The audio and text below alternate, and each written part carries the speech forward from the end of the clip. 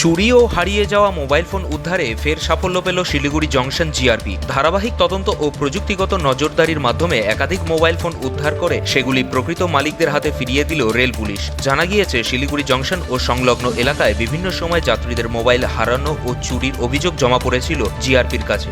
অভিযোগ পাওয়ার পর তদন্তে নামে শিলিগুড়ি জংশন জিআরপি ও জিআরপি এসওজি টিম।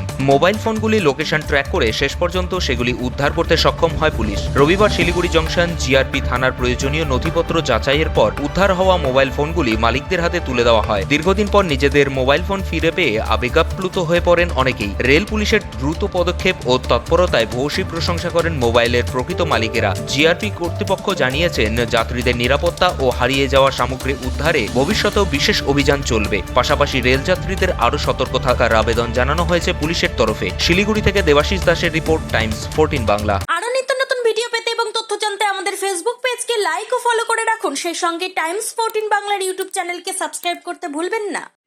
মুখের উজ্জ্বলতা হারিয়ে গেছে, স্পট পড়ে গেছে, ব্রণ ভর্তি, তাই আর দেরি না করে আজই আসুন রায়গঞ্জের চণ্ডীতলায় হেলথ প্লাস মাল্টি স্পেশালিটি ক্লিনিকে এবং এখানে পান অভিজ্ঞ ডাক্তার দ্বারা ফ্রি স্কিন টেস্ট।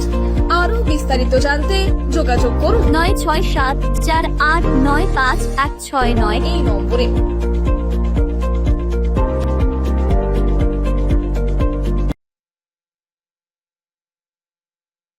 আজ তোমার বিয়ে, সাজলো নতুন সাজে।